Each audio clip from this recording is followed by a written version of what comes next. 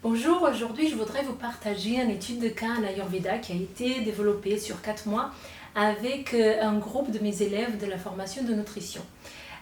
Donc en fait le sujet de cette étude de cas, c'était une personne qui avait des pulsions alimentaires. Donc son premier objectif, son premier motif de consultation c'était de diminuer ses pulsions alimentaires. Elle avait aussi des glaires et des sécrétions dont elle voulait se débarrasser et elle cherchait à apaiser le mental qui était très agité. Donc c'est une étude de cas qui est très intéressante et à la fin on a une bonne discussion sur en fait l'âme. C'est une étude de cas qui nous a porté en fait à travailler un petit peu, à une suggestion, à travailler un petit peu sur le chemin de vie, l'âme, parce que c'est peut-être ce qui était plus intéressant pour cette personne par rapport à ce qu'on a vu. En tout cas, c'était la suggestion que j'ai fait à la fin. Donc, n'hésitez pas à rester jusqu'à la fin de l'étude pour écouter un petit peu cette suggestion et cette discussion qui a été autour de tout ça. En Ayurveda, on étudie la tripartition de l'homme, c'est-à-dire que l'homme, il est composé d'un corps, d'un mental et d'un esprit. Donc l'esprit, ce serait cette âme. Et en fait, pour cette personne, il y a vraiment ce déclic et cet échange sur qu'est-ce que c'est le chemin de vie, qu'est-ce que cette âme, elle a vraiment envie de faire sur Terre. Donc c'est assez différent, c'est pas très commun d'avoir des études de cas comme ça, mais du coup c'était très intéressant de partir là-dessus. Donc je vous invite à regarder la vidéo jusqu'à la fin pour avoir cette notion. Encore merci aux filles qui ont bien voulu partager cette étude avec tout le monde pour que les personnes puissent avoir une idée de qu'est-ce que c'est au final les coulisses d'une consultation ayurvédique. Donc je vous souhaite une bonne écoute de ce cas.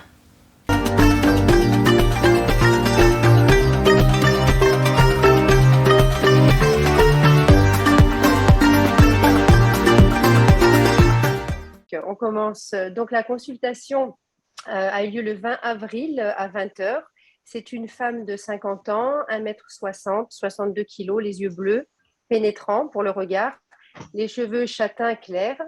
Elle est en transition de la période Pitta vers la période Vata. Pas de signe de préménopause, mais aspire à une vie plus sereine.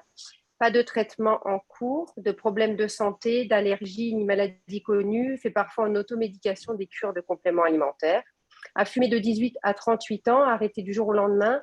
De 15 à 40 ans, une consommation d'alcool en excès lors de soirées. Maintenant, la consommation est plus pour les moments de détente.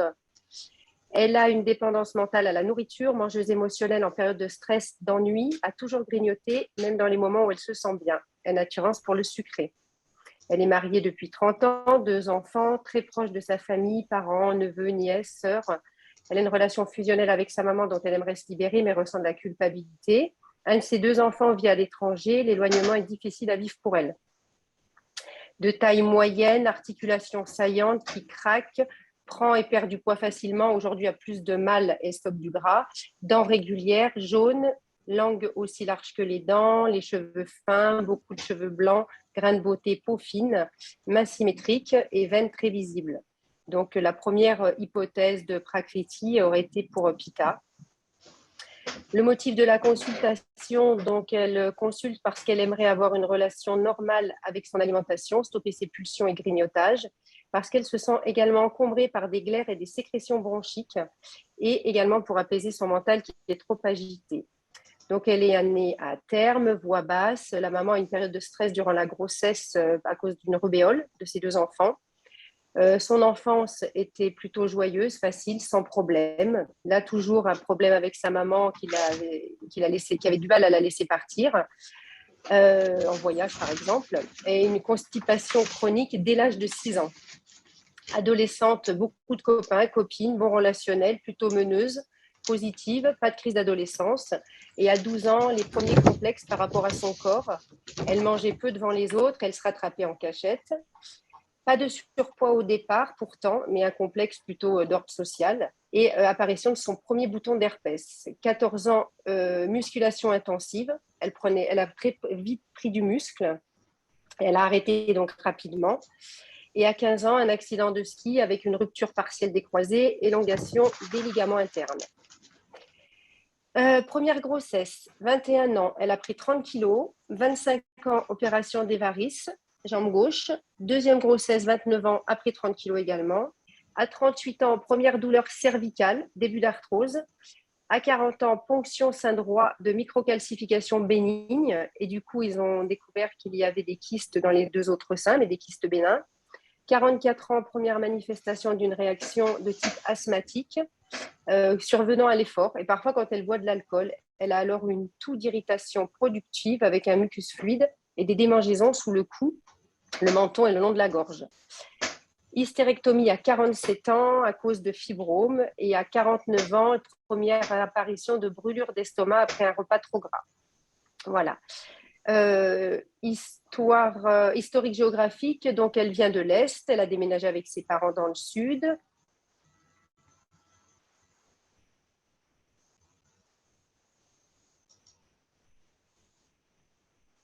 On ne t'entend plus. Ah oui. Je ne sais pas si c'est que pour moi, mais Non, moi aussi, j'entends plus non plus. on n'entend plus. Est-ce que quelqu'un veut prendre Je vais le lui dire. relais? Je peux reprendre. Hein. Donc, Mais elle était occupée. voilà, vous m'entendez de nouveau? Ah oui, c'est Vous bon. m'entendez de nouveau? Oui. Super. Oh, pardon, je suis désolée. Désolée. J'en étais donc, elle a aménagé à la campagne dans le Var toujours. Son mari a construit la maison entre 2001 et 2004 et ça a été une période de déséquilibre pour la famille car elle est retournée vivre chez ses parents avec ses 2 enfants pendant que son mari vivait, lui, sur le chantier. Aujourd'hui, elle regrette d'avoir fait le choix de la séparation durant la construction.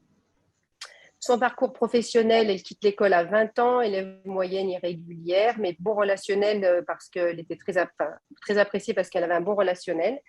Elle a eu du mal à faire des choix de métier, alors elle a travaillé dans la restauration avec ses parents, où elle se sentait très épanouie en salle comme en cuisine, elle s'adapte parfaitement à toutes les situations.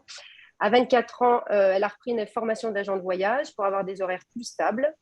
Elle a du mal à trouver ses repères dans ce nouveau travail où elle n'est plus en famille, elle manque de rigueur, d'organisation et elle ne vit pas bien le fait de se retrouver derrière un bureau parce qu'en règle générale, elle n'aime pas les contraintes. À 34 ans, elle emménage dans la fameuse maison que son mari a construite et là, elle reprend une formation d'assistante dentaire. Elle travaille dans un cabinet où elle a vécu du harcèlement moral. C'est une période de dépression et de culpabilité. Et puis maintenant, elle travaille depuis 12 ans dans le même cabinet en tant que secrétaire médicale.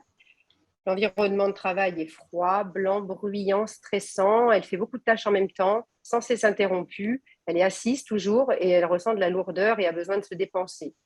Elle a réduit son temps de travail, mais depuis 2 ans, les tâches qu'elle réalise l'ennuient. Elle ressent un profond manque de temps libre et elle le vit très mal. Elle aimerait quitter son poste, mais a peur de le faire. Plein d'idées qui n'aboutissent pas toujours. Voilà. Son environnement son habitat, les tons sont plutôt neutres, beaucoup de miroirs, de photos de ses enfants, une vitrine à souvenirs. Elle est très manuelle, créative, elle fait beaucoup de récupération, elle restaure des meubles, elle aime le dépareiller mais assorti. Elle change souvent la déco, entreprend des gros travaux et son habitat est généralement surchauffé en hiver. Il fait à peu près 24 degrés dans la maison. Le climat chez elle est froid, très froid même, possible chute de neige, venteux et très chaud et sec en été. Elle supporte mal d'être à l'intérieur et adore s'exposer au soleil. Dans son quotidien, elle se lève à 6 heures en règle générale. Elle s'active déjà à des tâches ménagères. Ensuite, elle boit son eau chaude pour favoriser son transit parce qu'elle a une forte tendance à la constipation tout en regardant sa tablette. Ensuite, elle va aux toilettes, à la selle. De nouveau des tâches ménagères. Parfois, elle cuisine, parfois, elle part marcher. Il n'y a rien de régulier. Elle avait mis une routine, une hygiène de vie en place depuis 2017 et ça fait 1 an qu'elle a plus ou moins laissé tomber. Le petit déjeuner à 8 heures, elle a faim. L'agni est présent. Elle part au travail. Elle déjeune à 13h20. Elle a faim en général à midi, selon la consistance de son petit déjeuner. Elle ressent souvent de la fatigue après le déjeuner. Elle a 1 heure de pause et ensuite le dîner, c'est 19h30, 21h. Il n'y a pas de régularité. Elle n'a pas toujours faim parce qu'elle a beaucoup grignoté dans l'après-midi, mais elle va quand même manger car c'est un moment de détente et convivial et en général, le repas est même très copieux. Elle finit les tâches ménagères, elle ne regarde pas la télé mais sa tablette. Elle se couche entre 22 et 23h30. Le sommeil est irrégulier, il n'est pas réparateur parce qu'elle se réveille fatiguée. Ses rêves sont plutôt, elle vole, elle nage, elle a les jambes lourdes qui peinent à avancer, parfois elle fait des cauchemars. Voilà. Donc, le récapitulatif des premiers recueils, on va dire qu'elle semble avoir beaucoup d'énergie, elle aime se dépenser, bonne résistance physique, ne tombe pas souvent malade, l'appétit irrégulier, faim émotionnelle, digestion irrégulière, selle à tendance sèche, mauvaise circulation, les extrémités froides, aime les climats chauds et humides, craint le bruit. Elle est créative, dynamique et sociable, s'adapte facilement. Aimerait avoir une stabilité mentale et a besoin d'un élément déclencheur pour retrouver son entrain et de motivation pour tenir sur le long terme. Au niveau Vikriti, donc, on remarque sur les ongles des stries qui peuvent être le signe d'une sécheresse ou d'une malabsorption des nutriments à cause d'une présence de hama ou d'une aggravation de pitta. La langue est rouge, lisse, elle indique un déséquilibre de pitta, terne et rugueuse et sèche dans la région du côlon et de l'intestin grêle, qui indiquerait une sécheresse, et un dépôt marron, région du côlon, qui serait des signes d'une aggravation de vata. La peau est sèche et déshydratée, elle s'expose depuis toujours au soleil. Manifestation physique, elle a donc les fibromes, le mucus et le stockage de gras sont des accumulations de matière. Et démangeaisons et brûlures d'estomac pour une aggravation de pitta dosha. Elle vit donc dans une région asséchée par le vent et la chaleur et très froid en hiver. L'environnement de travail est plutôt bruyant, stressant, agité. Et la période de vie, elle ressent un besoin de changement, de renouveau pour les années à venir. Voilà. Elle cherche à entrer dans une période vata de sa vie apaisée et sereine. Mais pour l'instant, elle reste dans l'action et peine à se poser. Le mental est confus, incessant, elle se met en colère facilement, elle a du mal à faire des choix, elle ressent du flegme et de la motivation même pour faire ce qu'elle aime. Elle se sent encombrée au sens propre comme au sens figuré, a besoin d'un grand allègement physique et matériel et mental. Ensuite, donc, on retient un déséquilibre des 3 doshas. Concernant les ongles, on est sur Pitta Vata, en déséquilibre, la langue Pitta Vata, la peau Vata, les manifestations physiques Pitta Kapha, le climat est Vata, l'environnement de travail Vata également, période de vie Pitta vers Vata, et le mental est Vata Pitta, Rajas à tendance Tamas. Voilà pour les premiers recueils de la cliente. Je passe maintenant le relais à Charlotte. Merci Stéphanie. Après, quand on passe à l'alimentation et la digestion, on voit que Madame Z boit assez d'eau sur une journée, en général plutôt 1,5 litre. Elle boit uniquement de l'eau chaude. Donc ça, c'est quand même à noter. Au niveau de la nourriture, les aliments que Madame Z consomme au matin sont soit un fruit, des graines, des céréales. Vers midi, elle consomme un repas bien copieux, contenant de la viande, du poisson, des féculents, des légumes, souvent accompagnés d'un dessert. La routine du dessert est aussi quelque chose que Madame Z a mis en place suite au fait d'arrêter de fumer. Donc, il faut savoir que Madame Z a fumé de l'âge de 18 à 38 ans, donc pendant 20 ans. Et une fois qu'elle a arrêté, du jour au lendemain, elle s'est mise au dessert sucré comme remplacement de la cigarette, en fait. Elle ne veut pas manger au travail, ni ressentir la faim au travail. Elle goûte quand elle rentre du boulot. Durant la journée de travail, Madame Z a pour habitude de grignoter, comme on l'a dit plus haut, toute la journée. Souvent, ça va se traduire par du grignotage, surtout de chocolat, mais parfois aussi du muesli et des dattes, donc vraiment du sucré. Elle a également eu un temps dans sa jeunesse où elle consommait beaucoup de café, mais elle a arrêté en 2020 durant un stage d'Ayurveda et depuis, elle en consomme occasionnellement. Il faut aussi noter que le café, tout comme la cigarette, Madame Z les a arrêtés du jour au lendemain, donc vraiment d'un coup. Elle ne consomme pas beaucoup de produits laitiers en général, donc pas de lait, pas de yaourt, mais elle consomme beaucoup de fromage. Donc elle a un grand faible pour les fromages et elle consomme également beaucoup de piment. En creusant plus loin le sujet du grignotage, on remarque qu'il y a plusieurs causes à cela. Principalement, il s'agit de stress et d'ennui. Donc Madame Z ressent, comme elle l'a mentionné plus haut, beaucoup de stress au boulot et une grande envie de se calmer. Quand elle stresse, elle se réconforte avec le grignotage et également avec de l'alcool. Bon, il n'y a pas une situation d'alcoolisme, mais il est vrai que Madame Z aime tout particulièrement boire une bière vendredi, une fois qu'elle a travaillé toute la semaine. Au niveau de la digestion, elle est plutôt irrégulière. Quand Madame Z mange, elle a parfois envie de dormir 20 minutes après le repas, surtout quand elle a mangé donc un très grand repas. Parfois, elle a des gargouillés également. Elle a aussi une tendance à la constipation. Elle repousse souvent ses besoins naturels car elle a mieux à faire en fait. Donc pas le temps, pas envie. Parfois, il y a également dans les selles des aliments non digérés visibles. Elle a aussi une tendance à manger trop vite. Au niveau des appétits, ils sont puissants et réguliers. Au départ de l'étude de cas, on avait tendance à penser que quand Madame Z décrivait son appétit, il était plutôt irrégulier. Mais en cherchant plus loin, on a vu qu'en fait, son appétit était régulier dans de bonnes conditions. Mais comme décrit plus haut, en fait, elle a tendance à plutôt manger des grands plats. Donc parfois, quand elle mange une trop grande quantité, elle n'a pas faim. Quand elle grignote également et quand elle est stressée également. Mais en temps normal, son appétit est régulier et plutôt une tendance à être tikshna, donc à nouveau cette tendance pitta. En fait, elle a aussi cette tendance de manger beaucoup depuis qu'elle est toute petite, vu qu'elle a travaillé avec ses parents dans la restauration et comme elle le décrit elle-même, elle avait toujours quelque chose en bouche. Elle a également, au niveau des régimes, suivi quand même quelques régimes assez drastiques, surtout dans l'adolescence, donc vraiment des régimes yo-yo. Elle a également fait du bodybuilding. Elle a une tendance à prendre du muscle très vite. Et ces régimes ont surtout commencé à cause de complexes, ce qui contribue également à la relation que Madame Z a établie avec la nourriture et qui lui provoque parfois des pulsions, donc une tendance un petit peu vers la boulimie. Au niveau de... j'ai juste changé de slide. Au niveau de l'état physique, si on regarde Madame Z en général, on peut constater qu'elle a une bonne balade. Donc, elle n'a pas beaucoup d'antécédents médicaux, elle ne prend pas de médicaments, pas souvent malade, malgré certaines habitudes. Si on note par exemple la cigarette, l'alcool, pas trop de conséquences en général. Elle a une bonne capacité physique et une bonne énergie, mais elle se sent plus vite fatiguée, chose qu'elle ne ressentait pas avant. Parfois, elle est à bout de souffle aussi en randonnée. Et ça, c'est aussi dû à cause du fait qu'elle expectorie des glaires. Donc aussi, quand elle fait une activité physique, surtout, en fait.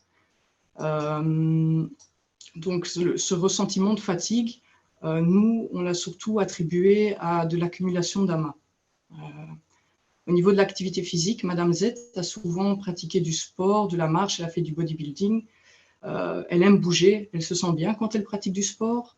Elle avait une habitude, une routine en fait qui faisait qu'elle avait un agenda de sport vraiment bien. Donc elle allait 4 fois par semaine faire du sport, du fitness, du yoga, de la cardio, des randonnées sportives le week-end.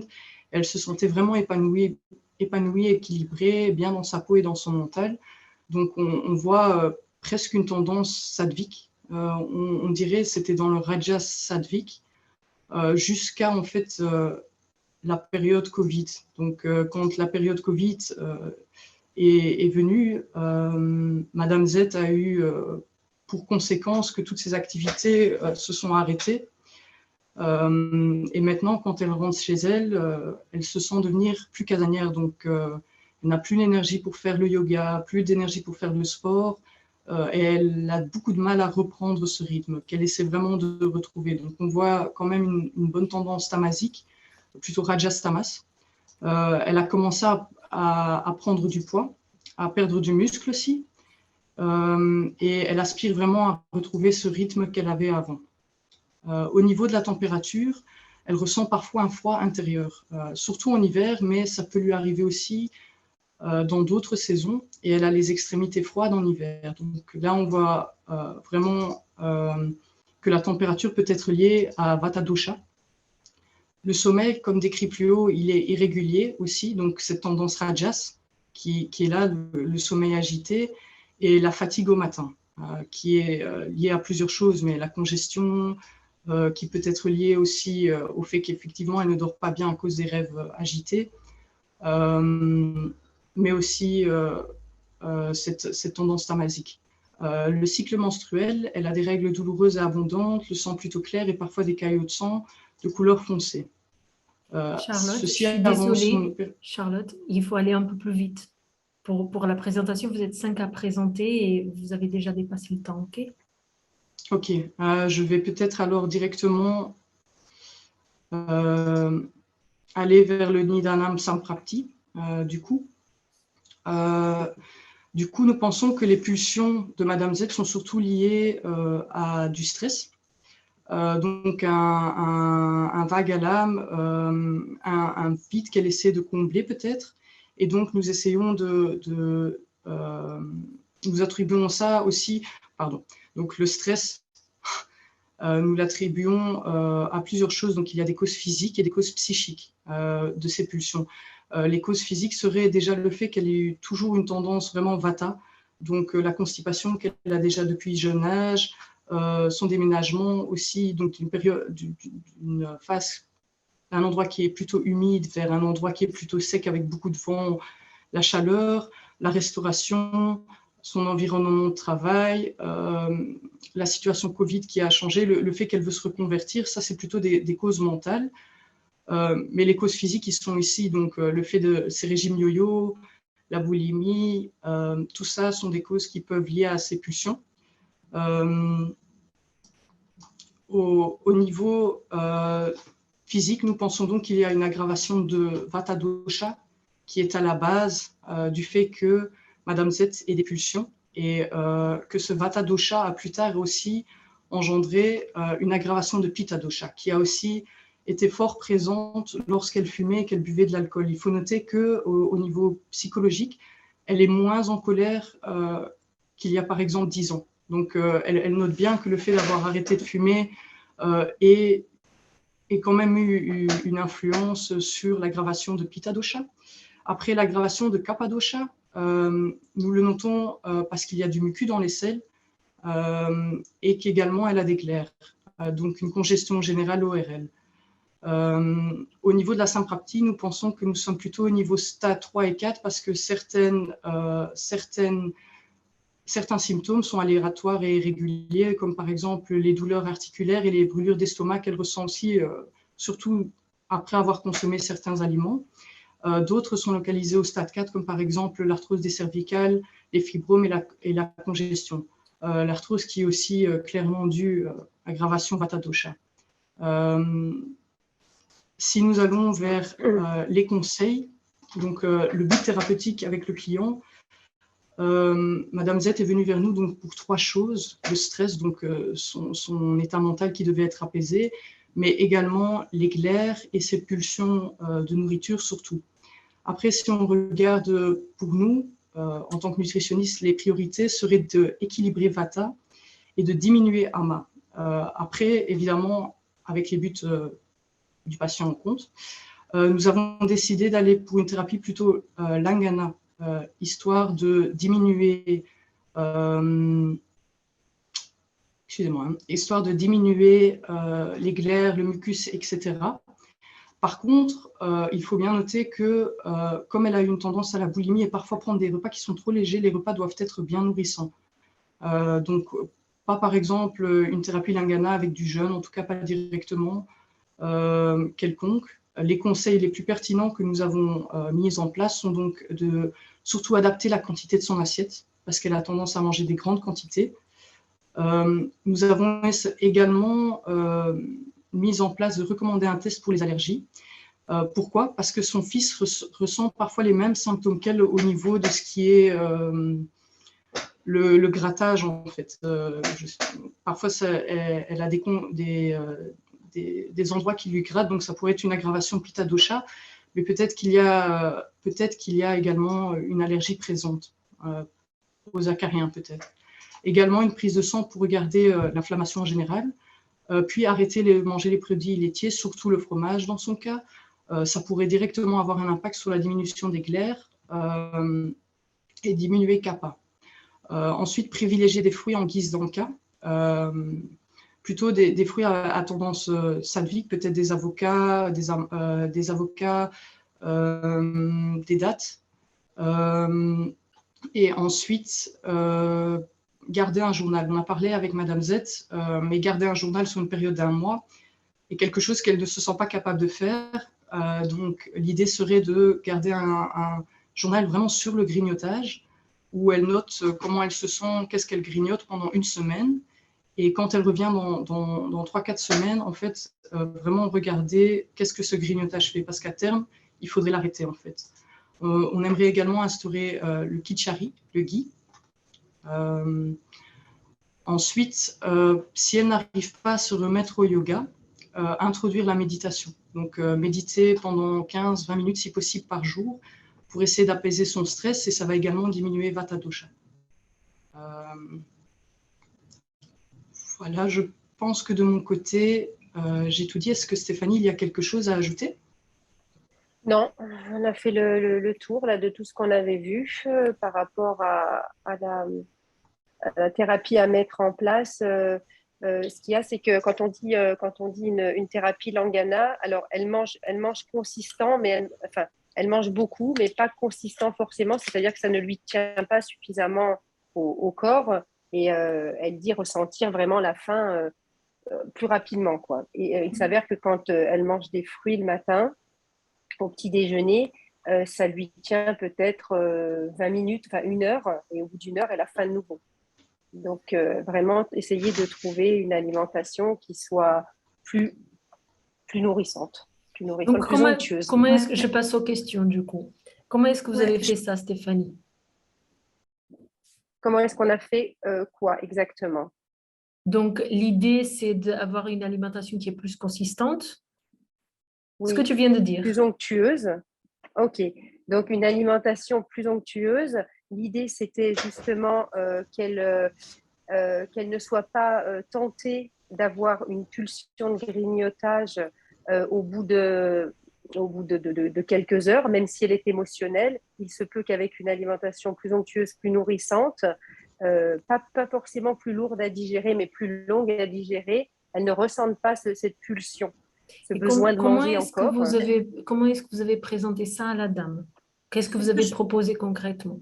est-ce que je peux répondre, Rita? Tu peux, Juliette. Oui, merci. Oui, alors c'est vrai que Madame Z, elle est venue nous voir d'abord pour ses problèmes de grignotage. En fait, Madame Z, elle grignote essentiellement durant sa pause à son travail, en fait, enfin, pendant son après-midi où elle est au travail, et le soir, devant la télévision, après le repas du soir. Et c'était d'abord ça, hein, moi je me souviens, qui était problématique pour elle, d'arriver à régler ses pulsions. Et en fait, pour moi, ce qui m'a questionnée, c'est que en fait, le matin, elle mange des céréales assez complètes, de l'orge, des fruits secs, le tout dans des produits comme du lait d'amande ou des produits laitiers. Et ça, pour le coup, elle a beau manger très tôt le matin, elle tient jusqu'à 13 heures. Donc, elle peut rester 5-6 heures sans grignoter le matin. Mais par contre, l'après-midi, tout de suite arrive ce besoin de grignotage qui est lié à un ennui ou à un stress. Donc, nous, ce qu'on avait à un moment préconisé, c'était peut-être de revoir son repas du midi qui semblait justement insuffisant. Puisque, en fait, le repas du midi, quand on s'aperçoit de ce qu'elle mange, c'est souvent en fait trop léger et il est apparu qu'il manquait souvent des céréales. Donc, on a aussi proposé qu'elle introduise vraiment des céréales équivalentes à celles qu'elle prend le matin au petit déjeuner, comme de l'orge, par exemple, où ça a semblé justement la contenir pendant plusieurs heures. Et puis, ce qu'on a proposé aussi, c'était que pour remplacer son grignotage, qui avait vraiment l'air d'être du grignotage addictif, enfin voilà, histoire d'avoir quelque chose sous la main, quoi, en gros, de le remplacer par des choses effectivement plus addictives, comme des fruits, même si c'est des fruits secs, comme on avait évoqué des raisins secs, qui ont un petit peu le même aspect, on va dire, que les cacahuètes, où on aime bien voilà, les avoir tout le temps sous la main. Bon, au moins, c'est un peu plus sadique que les cacahuètes. Voilà, on a proposé ça en remplacement du grignotage. Et pour le grignotage du soir, là aussi, on a essayé de revenir sur en fait la cause psychologique qui apparaissait finalement le soir, où elle témoignait elle-même du fait que parfois le soir, c'est un moment un petit peu de vague à l'âme, de repli, de rien en fait, et que cette absence, ce vide, créait des pulsions alimentaires.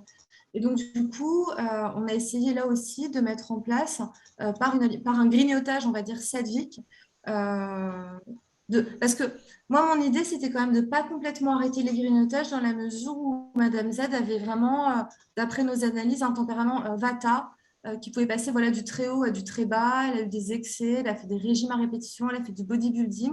Et donc, à mon sens, il ne fallait pas qu'on soit excessif non plus dans la manière d'arrêter ce grignotage qui semble quand même combler une sorte de manque affectif, quoi. Donc, du coup, pour remplacer ce grignotage, on lui a proposé des régimes, enfin du grignotage sadique. Et apparemment, ça a convenu pendant un petit temps, en tout cas. Voilà. Voilà, c'est ça le problème, c'est que ça va convenir pendant un petit temps, mais le problème, c'est que tu remplaces le grignotage par du grignotage. Et le grignotage sattvique, ça n'existe pas, parce que si c'est du grignotage, en fait, si on mange quand on n'en a pas faim, c'est pas sattvique, peu importe l'aliment que ce soit. Donc, en fait, la question chez cette dame, c'est qu'elle a un gros rapport émotionnel, donc il y a un gros travail à faire sur la sphère mentale, en fait. Parce que c'est beaucoup pour combler un manque, donc c'est beaucoup des choses qui se passent au niveau de son mental. Donc, vous avez parti à la base sur une hypothèse que l'Agni était Vishma, et après vous avez vu qu'en effet, non, pas du tout. C'était juste qu'elle se remplissait tellement que du coup, elle n'avait pas faim pendant tant de temps. Et ça, c'est vraiment quand on met une bûche énorme de bois, ça éteint le feu. Et du coup, elle avait plus faim. Et donc, elle a vraiment besoin d'avoir des repas qui sont adaptés. Mais pour ça, il faut un accompagnement psychologique à côté. Donc, il faut qu'elle comprenne, il faut qu'elle soit dans cette observation de qu'est-ce qui se passe. Parce que si vous remplacez le grignotage, ce qui se passe avec une personne de ce type, c'est qu'elle va arrêter le suivi. Parce il y a trop de vata, trop d'instabilité. Donc, elle vous a contacté au moment où elle était motivée à changer. Et en fait, c'est à ce moment-là, vous l'avez capté à ce moment-là. Vous ne savez pas si elle va revenir dans un rendez-vous de suivi. Malgré vos conseils, vous pouvez la conseiller très bien, mais ça dépend d'elle. Si elle n'arrive pas à stabiliser un peu son vata, mais au moment du rendez-vous du suivi, peut-être qu'elle n'a pas envie de faire un effort et qu'elle ne reviendra pas. Donc, du coup, dès le premier rendez-vous, il faut que ça soit très clair ce qui est important pour elle. Et le grignotage, c'est sûr qu'il faut aller doucement, mais il faut l'arrêter. Parce que si vous ne l'arrêtez pas, vous aurez pas de résultat par la suite. Parce que tout ça, c'est le problème. Mais pourquoi elle grignote? C'est mental. Donc, il y a besoin d'un accompagnement. Alors, à un moment donné, donc du coup, je passe à une autre personne. Alors, Anne, elle avait justement… Ah, bah, voilà. Oui, je voulais ajouter quelque chose justement sur l'aspect mental de ce grignotage. C'est qu'en fait, depuis toute jeune, elle a toujours associé le bien-être avec du grignotage. C'est-à-dire, elle était jeune, elle allait lire une BD sur son lit, et en même temps qu'elle lisait une BD, elle grignotait. Donc, pour elle, c'est vraiment… elle lisait une BD avec quelque chose dans la bouche, quoi. C'était son bien-être. Donc, c'est vraiment une erreur de discernement, ce qui fait qu'effectivement, il faut du temps.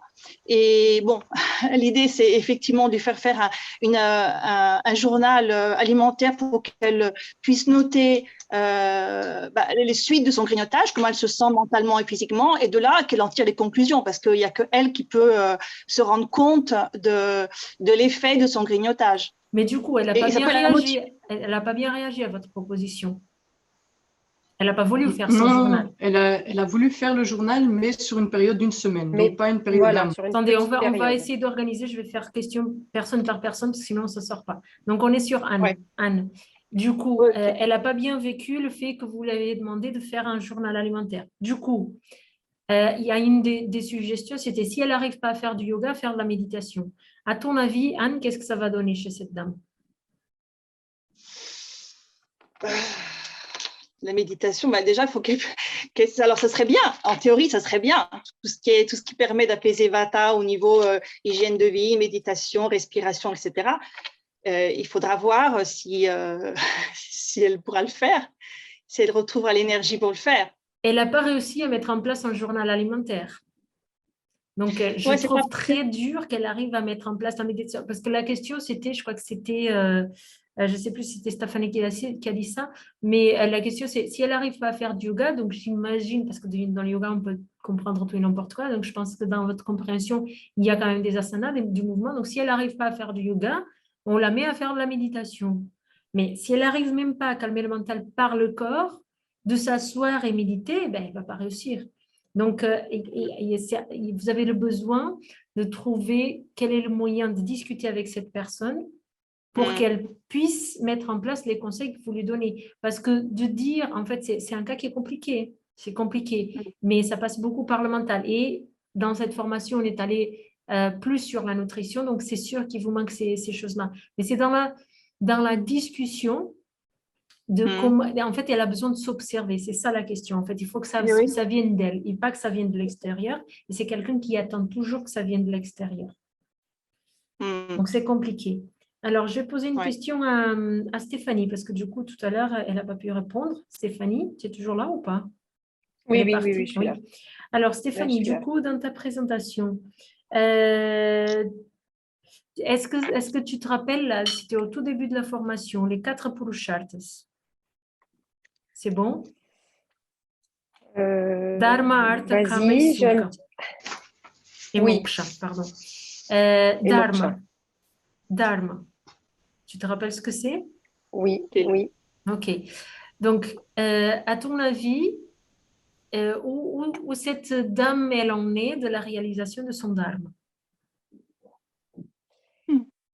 Je dirais par rapport à tout ce qu'on a recueilli comme information, qu'elle est justement en recherche de son dharma. Elle ne l'a pas encore ni défini, ni trouvé. Elle est plutôt en recherche de ça.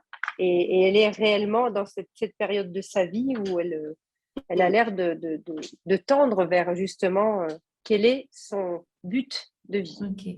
C'est ça toute la question. Elle se donne de l'interprétation que je fais, parce que je ne l'ai pas vue, cette dame, c'est vous qui l'avez vue, mais de l'interprétation que je fais, c'est comme si elle faisait semblant de rechercher son dharma, mais elle ne veut pas.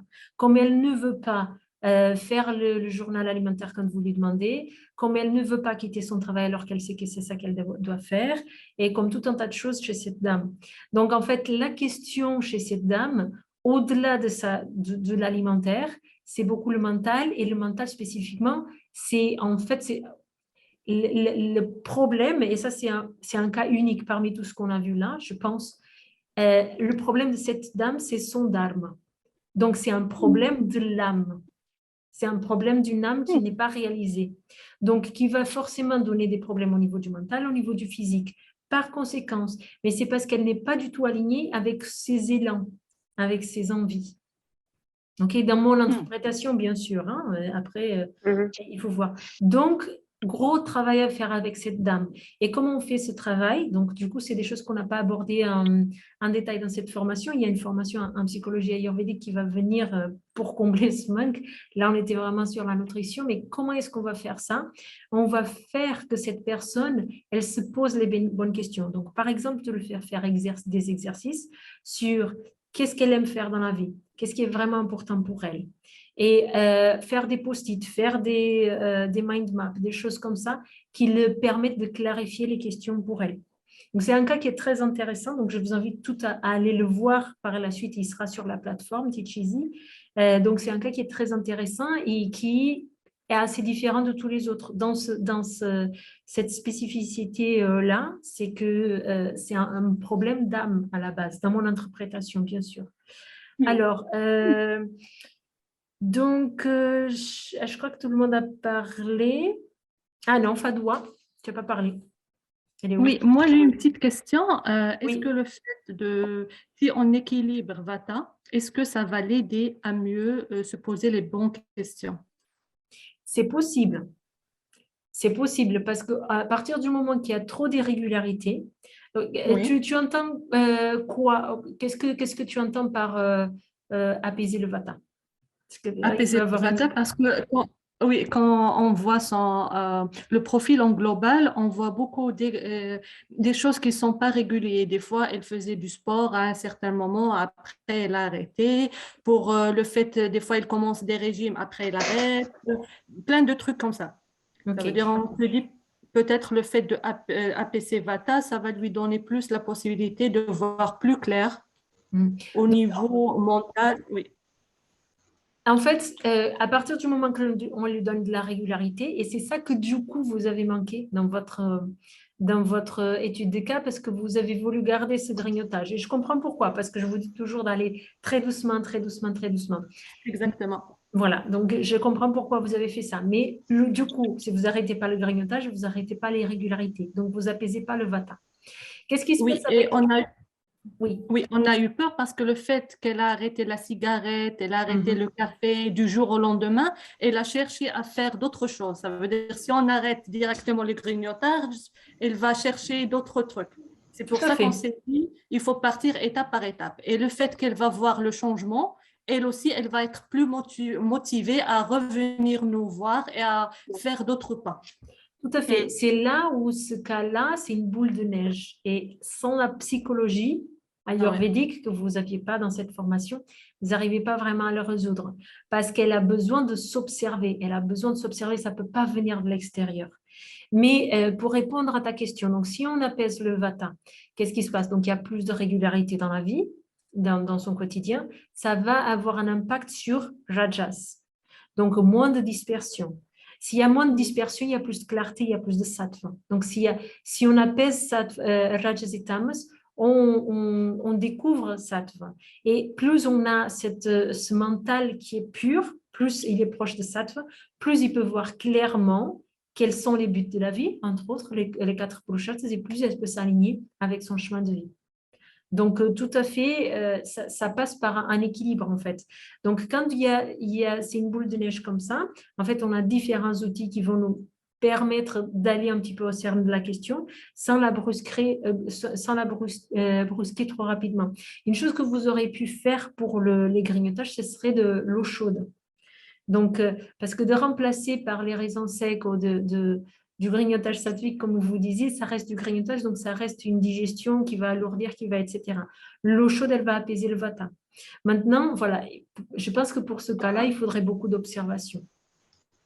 En fait, Rita, excuse-moi, mais la personne, Madame Z, boit tout le temps de l'eau chaude, en fait. Ah oui, Elle c'est ne vrai. boit que ça toute la journée, donc Oui, c'est donc pour ça ça ne qu'on ne peut marcherait pas pas non lui... plus. Oui, malheureusement.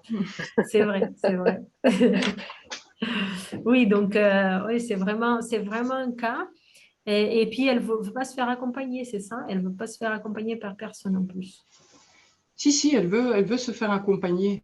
En fait, elle avait un état presque qu'on pourrait décrire comme sadhvik avant le corona, en fait, quand elle avait cette régularité. Donc, elle faisait son sport, son yoga, elle se sentait très, très bien. Mais c'est vrai qu'elle l'a perdu en période Covid, en fait. D'accord, ok. Oui, donc vous avez raison, il faut aller étape par étape, petit à petit, mais du coup, il y a certaines choses qu'il faudrait... Alors, ça dépend de votre approche. Si on passe plus par le corps ou plus par le mental. J'ai l'impression que chez cette personne, c'est plus difficile de partir sur le mental. C'est pour ça que le corps, il me semble plus facile, mais en effet, c'est du test, en fait. Il faut tester plusieurs choses avec cette personne, toujours en ayant sa confiance. Bon, ben, merci beaucoup pour votre partage de l'étude de cas et il a été super intéressant.